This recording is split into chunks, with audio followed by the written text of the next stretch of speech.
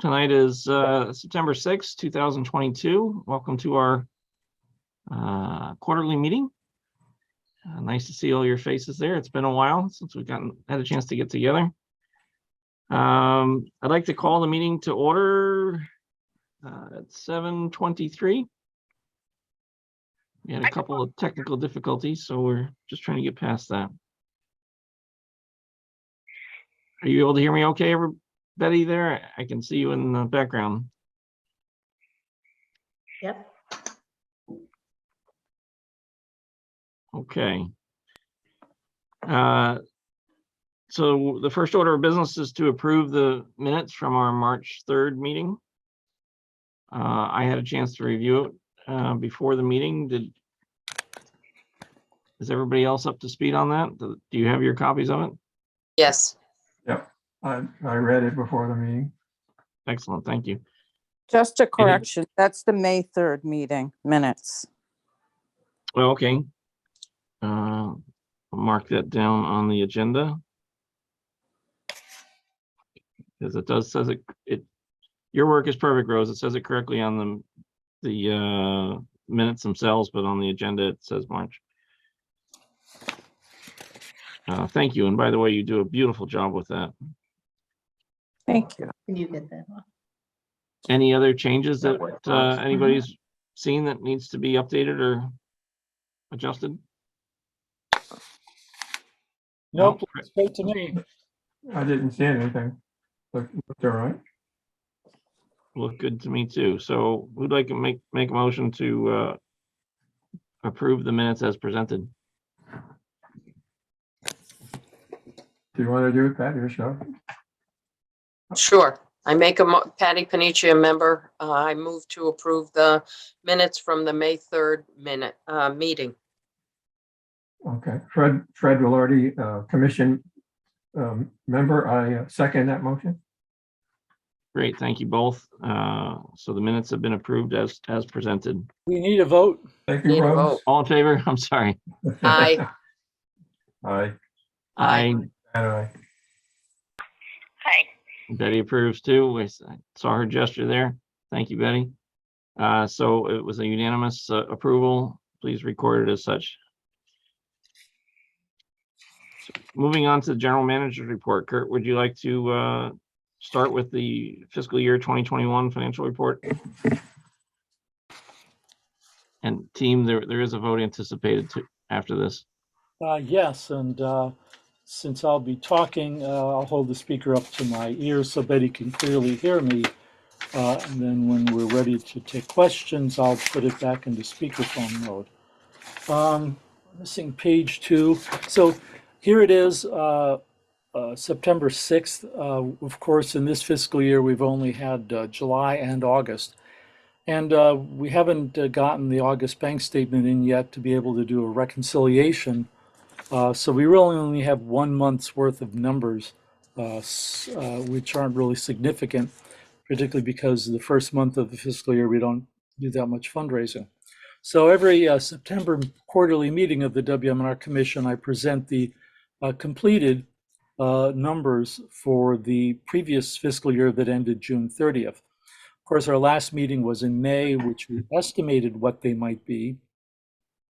But in this case, we end up having actual numbers for fiscal year 22, and that's in the far right-hand column.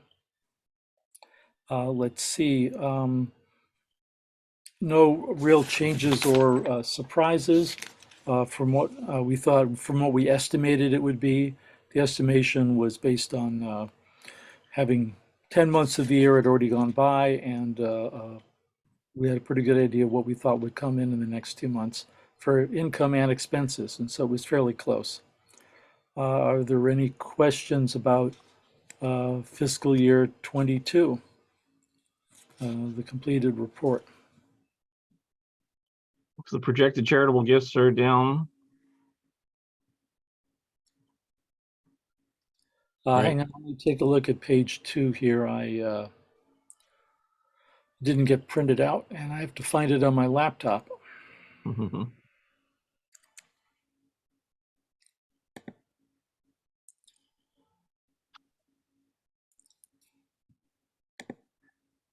Well, the charitable gifts are the one-time gifts. Those are bequests. Those are Okay. the CPB funds that we got in for the CARES Act. So yeah, it's down this year as compared to last fiscal year. Okay. But of course, last fiscal year, we had some large donations, including from the uh, the CARES Act was um, the 113,000, and in the budget, we just presumed we weren't going to be getting any of that this year, which is why you'll see for charitable gifts for 22. Well, in the budgeted 22, we didn't think there was going to be anything. We couldn't be sure of it, but then there ended up being it. So that's where the 113,000 came from.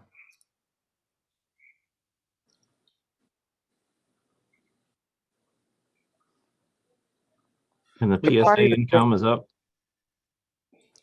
What, Brian? The assured PSA income is up. Yes. See, what happened during COVID, most of the assured PSA is for concert announcements. And during COVID, there weren't many concerts. And so now people started presenting at concerts again. And of course, this just tracks through June 30th. Now this fall, there's a lot more money, which we'll see in the next report, because people are giving concerts and they want to advertise them. Excellent.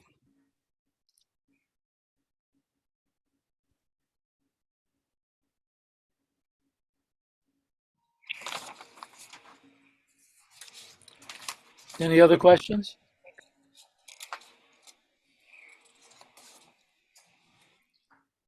Seeing legal fees up quite a bit. That was because of the renewal of the licenses for the 4 stations. And that was also because of um, dealing with Mount Kisco. We had to keep making new filings. And we always do all of our filings now. I don't file them directly, but the communications attorney does them on behalf of the town and WMNR. So they're not going to stay up. That was just for last year. Looks good to me. Any questions, Patty, your friend? No, it looks pretty consistent. Do you have any concerns, Kurt, that we should be aware of? No. One of the things that should be obvious from the bottom of the second page, obviously, when we had budgeted for FY22, I thought we might have a $44,000 deficit, which would use some of our previous cash surpluses, but thanks to the CARES Act, we actually ended up having a $122,000 excess revenue over expenses. And so you take a look, so we're actually doing in very good shape. There's actually the checking account balance underneath that and the money market account balance. Our low cash flow point is generally in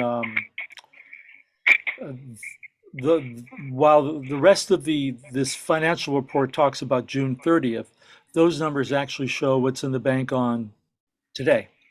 And the low point cash flow wise is generally in late October before our next our fall fundraising drive. And usually it's lower than this. We've got a good healthy amount of money in the bank, more than we've had in the past 3 or 4 or 5 years. So we're doing well. And the CARES Act money is you get to keep. It's not anything in the form of a loan or It anything doesn't needs to be have paid that. back. No, it's not payroll protection program, which the town isn't eligible for. But being a town government, and we're part of them, so we weren't either. But because we were qualified by the Corporation of Public Broadcasting, funds for public radio and TV that went to public radio and public TV last year and the year before. We got automatically. We are the auditors tracking them for our annual annual financial audit, but they are simply unrestricted grants. Excellent. I'm satisfied. So what type of vote do you need for tonight? Well, the usual motion, second, and a vote, just to have it be on record that you approve the report as presented. It's not a final budget, so it's just a report that we're approving that we've acknowledged Well, looking at it, right? Right, and actually technically if you'll notice the far right-hand column being totally upfront about it, it says FY22 actual year to date as of June 30th, 22 preliminary. What we don't have yet is some adjusting numbers that might come from the auditors, but there'll be minor adjustments that it'll make. So these aren't final closed out numbers, but they're pretty darn close. They're real darn close. And we won't actually have final numbers till December. But we got plenty of money in the bank, and we're looking good. Okay, so. Okay, so Fred, do you want to make a motion? Yeah, Fred Velarde, commission member. I'd make a motion that we accept this report as presented. I Thank you. second it. Patty Panicia, member. I second the motion. Very good. All in favor? Aye. Accepting the financial report as presented? You want to raise your hand, Betty, if you're accepting it? Oh, Move it I closer found to your another- face. I found a microphone. Right, click on it. Click on the microphone. Does anything happen? No, you're still muted. Oh, shoot.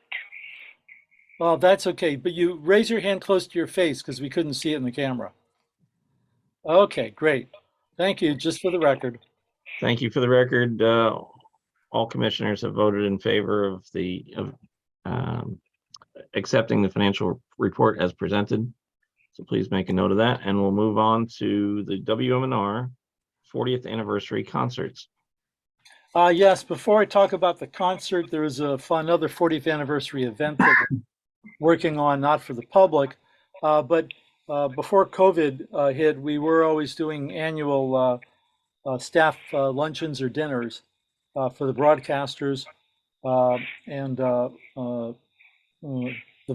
the paid staff. In this particular case, we're going to be having one during our 40th anniversary year. We haven't had one since January before COVID hit in 2020. That actually was Jane's retirement party. So anyway, just want to make sure that I just want to say that the WMNR commission members are invited should they like to go. If you're interested, let us know for a head count. It'll be on Sunday, September 18th from 1 p.m. to 4 p.m. Right in downtown Woodbury on Main Street at Good News Cafe. We're going to be outside in the covered and screened and, if necessary, curtained and heated patio area. Looking forward to having people get together again at the station. I have a conflict. Okay. Goodness. I'm sorry to hear that. I know. Can you bring the food to me later? In the doggy bag, okay? No way home. Thank you. I'm Yeah. serious. I'm sorry. I understand. Well, I get to go twice, Betty, because I'm a broadcaster and a commission member, so I get to go for seconds. I'll bring those to you. I'll bring the second. So Fred will pick them up and bring them to you. Yeah. The other 40th anniversary event, we're putting on some concerts. The first one that we're planning on is going to be one of our broadcasters, Garrett Stack, Saturday afternoons, who alternates between American Jukebox and Broadway Bound. He, during the pandemic, picked up the guitar that he hadn't been playing in decades, and he's been doing performances backed by some music tracks, recorded music tracks, and calls it American Jukebox on Tour. So we'll be having him present a free concert to the public on Sunday, September 30th, from 3 to 5 p.m. We'll be renting in Edmond Town Hall the Alexandria Room. I'm sorry, Kurt, that's October 30th. Thank you, October 30th. Sorry. October 30th, from 3 to 5 p.m. The Alexandria Room is upstairs in the Edmond Town Hall across from the balcony. It'll be a free concert. We'll have simple, light refreshments, and we're just I just submitted to the town council the contract to use the facility and to hire Garrett. That'll need to be town council approved for the first selectman to sign. We also plan on having a concert, hopefully in this fall, might end up being in January, with Will Duchan, who's Friday night, and of course is a trained classical pianist. He would do a recital again for free. In this case, we're going to be using the Marian Anderson Recital Hall at the Danbury Music Center in Main Street in Danbury. And we've got a tentative date, but it isn't quite set yet. Want to do a little more outreach for people who couldn't manage to make it here for our open house, and to just have a few more events with some people. I'm also going to take a look to see if I can find venues and dates down on the shoreline for each of those guys to do something. Just trying to work out the details. And when we do, it might end up being that we'll do that in 2023. But we do have a lot of people that live between New Haven and New London. So wanted to try to do something down there as well. Now, as far as Danbury, make sure you give the address. There are many recital halls in Danbury. We will give the exact address. And what we're going to do both for the Alexandria Room and for the Danbury concert is have people make a reservation, give us their contact information so we can mail them instructions on how to get there and where it is. Some of us know the Alexandria Room very well, but others coming out of town maybe would probably have never been in the Edmond Town Hall before, or ditto the Danbury Music Center, which I've been to many a time. So yes, we'll mail out or email out instructions on how to get there. Thank you. Sure. Great. Moving on, then the next topic is the Mount Kisco translator. Kurt, do you want to take that? Sure. The Mount Kisco translator. Originally getting this thing on the air, and it's still at reduced power. I've never had, in all the years that John and I have been doing this with a lot of sites, none has ever been as complicated as this. So we just had to keep plugging away at it. As I reported last time, we did get it on the air before 3 days before the deadline on May 30th, but it's rebroadcasting another station and at next to no coverage. But the FCC just needed it on in a manner that it authorized, and it is. Right now, after 4 appointments and 3 visits with the wrong person, Optimum finally has got the cable installed correctly, and I'll be meeting the installer Friday, who'll be bringing in the modem, so we'll be able to have the translator operating at reduced power start rebroadcasting WMNR as opposed to another station. And then just got to make an appointment. We should later this month be able to move it from its low power temporary position up to the normal authorized position, because after September 1st, the osprey have all flown south for the winter. Well, the osprey hatchlings, the little birds, the juveniles have grown up, they're flying, and then everyone takes off. So it'll no longer be a problem of disturbing them, and we'll be able to have the tower crew later this month install the antenna at the full height with the full coverage. Right now, it's a small flashlight just pointing south of south into Mount Kisco. So slowly but surely, we're getting there. Thank you for continuing to push that through. I know it hasn't been easy. Yeah. Great. Would you like to tell us about the new broadcaster? Yes, we actually have two. Excuse me. Two that have passed the initial audition and are going through a broadcaster training program. We've got them meeting with other broadcasters and being trained by some of our control board ops. And now they've moved beyond the demo to doing practice programs, which I'm giving critiques on. One of them is Michael Scallett, who, as a youngster in high school, actually studied clarinet with the fairly famous clarinetist Richard Stoltzman, before Richard Stoltzman was famous. The other one is a gentleman named Philip Harris, who they're both very close to being ready to go, but we now have a training program to make sure all the bugs are worked out before they hit the airwaves.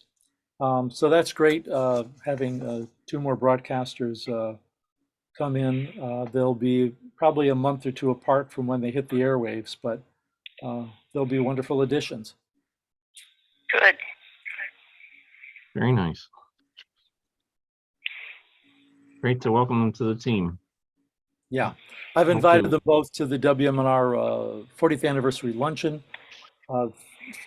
Michael has met quite a few people between talking to all the broadcasters and being here, but we only hold these luncheons once a year, so I wanted to get them, have them take part if they can. Very nice. Okay, that brings us on to the next section. So what were you saying, Betty? Did they come to you or you came to them? They came to us. We run on-air announcements saying we're looking for new broadcasters. And then after they do one demo program, I take a listen and I decide whether I think they'll end up working out or not. So not everyone who does, but these folks have. Good. Very nice. So moving on to new business, the electrical generator donation. It really should be a yeah. business, right? Seems Yeah, like- finally, a month and a half ago, I walked next door here at the studios to the electrical union building. Because back when we needed an electrician to disconnect the generator from John Babina III's leased space, we were having trouble finding one. I walked next door. They knew a guy in Trumbull who could do the job and did do the job. So I actually have a list of 3 or 4 names of people who have enough manpower. There was a gentleman from Monroe who had installed the other generator. He says, I don't have the manpower or the time right now. I tried a larger electrical company in Newtown, and they said the same thing. They don't have the manpower. They're too busy.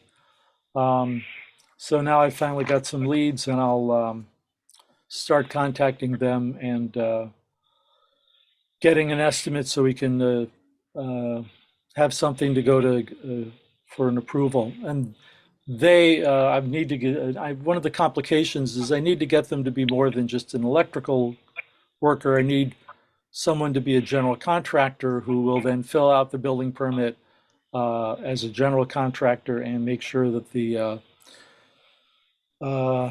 building code is met in terms of separation from the fuel source, separation from the building, and separation from the other generator, let alone the electrical things.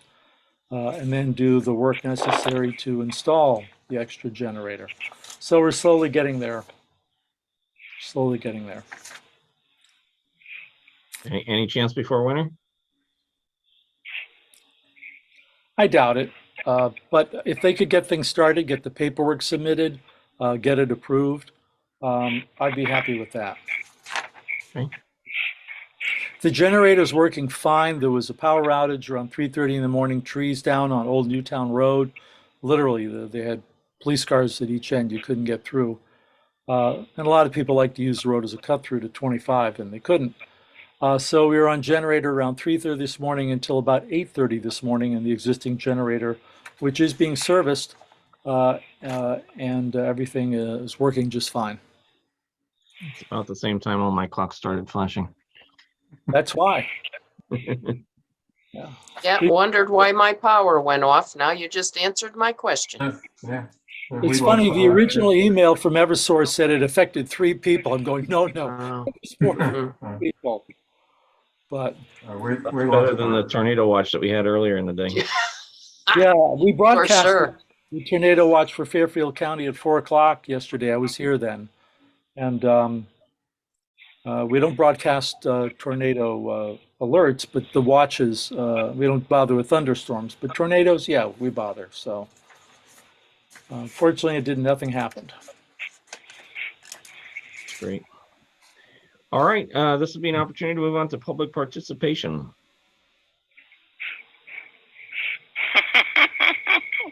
John, now's your chance.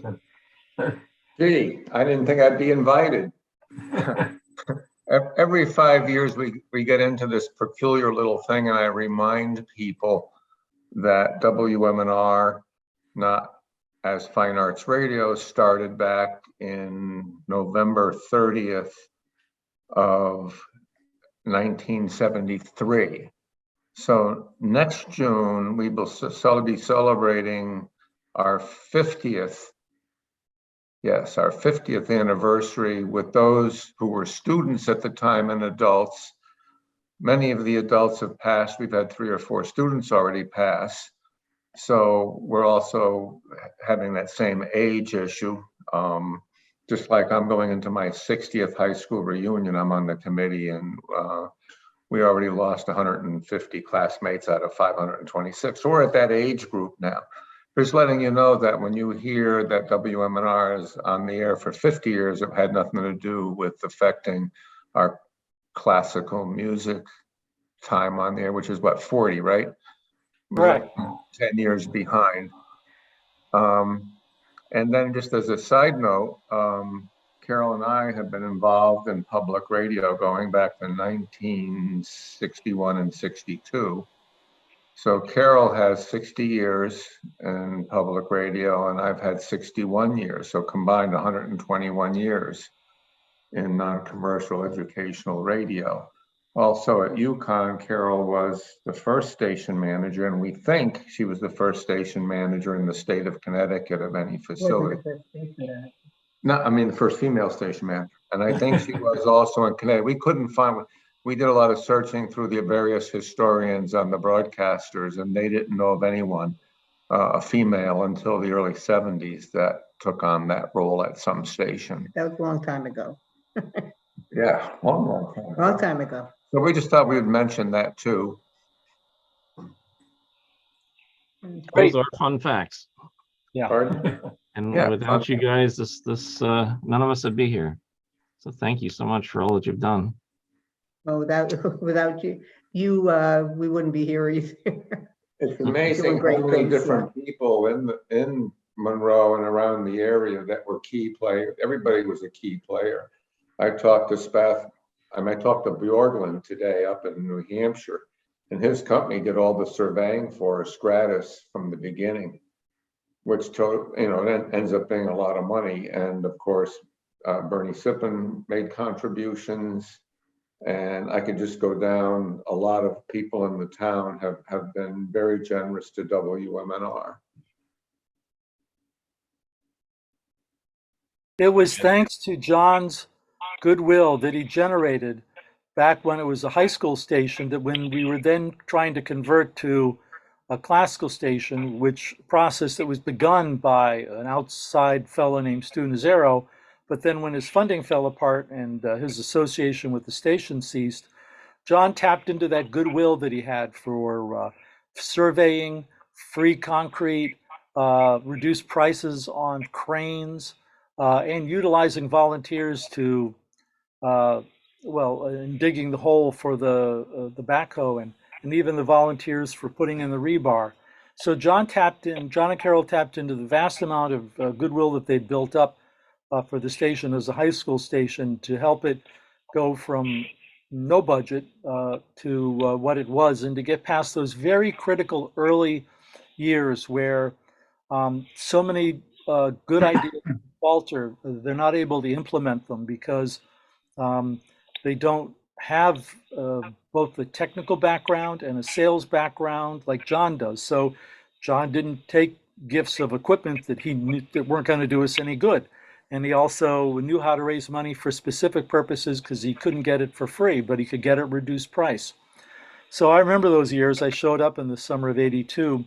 And when I think back on it now, again, we're only here today because of the wonderful goodwill that John and Carol have built up in the pre-classical years that we tapped into to then launch us into serving the town better and then serving a lot of towns better. We shouldn't forget Vitremont too, was very generous. Oh, that's Right. true. Right up to the end. And then when they were moving out, they gave us a nice big hunk of change at that time too. So Bart Weller, who happened to be an acquaintance of my dad too, over his capacitor business and my father being in electronics, he knew who I was. And that was also helpful, I think, you know, that I had just put my name forward as somebody he knew. But Bart Weller was a very philanthropic guy also. Yes, he was. Yeah. And O'Keefe's, The O'Keefe, That's right. yeah. O'Keefe Controls. Anybody else come to mind? No, except for kids knocking on the door. Will you buy this bumper sticker? Actually, John was selling fake stock certificates to say Oh, that yeah, that too. fake that stock of too. WMNR, and it was a way to get a donation, you know, with a nicely printed up fake stock certificate that Charlie Scala had printed up. Again, the donation. Wow. What a legacy. Yeah. It really is incredible. Very, very important parts of the town.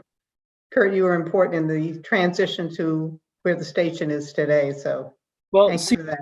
yes, people know about me because I'm still here, and people understand what it was once we were successful. But those first couple of years where Oh, yeah. first official budget I did was for $30,000.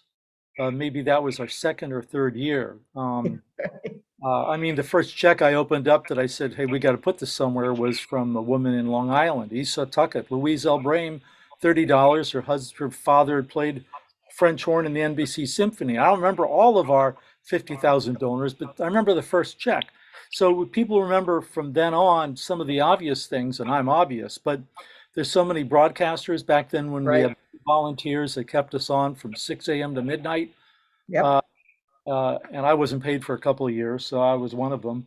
I'm the obvious part, but I just wanted to mention some of those other things that were so critical that I could see now after 40 years to not falling apart and not being able to take Student Zero's vision, which is not a local signal, but a regional signal, Mhm. and which would need a lot of money. And we were able to raise it, and it all went very well. I mean, I take in retrospect, it all went very well. But at the time, we had no idea if we were going to be around Yep. to broadcast another day, so to speak. But we have, and that's just some of the thanks. And I'm practicing my speech for the 40th anniversary lunch because there are many broadcasters that have only come to us since we moved here 20 years ago, well, 19 and a half. And they didn't know about the Massac years, and they didn't know about the early Massac years. We have two broadcasters that were there in '82. They're still with us, other than myself and John and Carol. But and Jane came along pretty shortly thereafter. So yeah, I'm just working on my speech for the 40th. What year, I don't bore Jane? you anymore tonight. Jane, what year did you join the team? Do you remember? 85. But I knew, because my kids in school and all of their friends who were on the air, that type of thing. So I knew about it. Yeah, I don't remember it playing in your living room back around 1981 when I was there. Sometimes it did, yes. Matter of fact, the kids used to come home from school and turn it on because their friend so-and-so was on the air, you know. So, Great. And little did you know, Jane. right. And I think what I also liked about it was it broadcasts the town council meetings. And, Yes. you know, I always found that helpful too. Mm, They were funny. that's great. Anybody else have something you want to contribute to the public participation segment of our program here tonight? Mark, Well, you're very I quiet. did- Are you okay? I did go and see Yeah, I'm okay. Just Eric doing a trying to concert. multitask here. There's the man. He's in I'm his hiding in the submarine. shadows. Yeah. I did go on Friday night. I did go to see Eric Stack in concert. Oh, did you? I did, yes, and it was interesting in a lot of different ways. I've never been to an American Legion hall before, and that was quite an eye-opening experience. But one of the interesting things that fits into this conversation, there were big tables and people were very friendly, and was having a grand time with his American Jukebox on tour. Makes a lot of people happy. But at the table we sat was a man who's been listening to Garrett for like 35 years. He said, we started talking and he said, "Oh, I'm only here because I listen to Garrett every Saturday night for 35 years."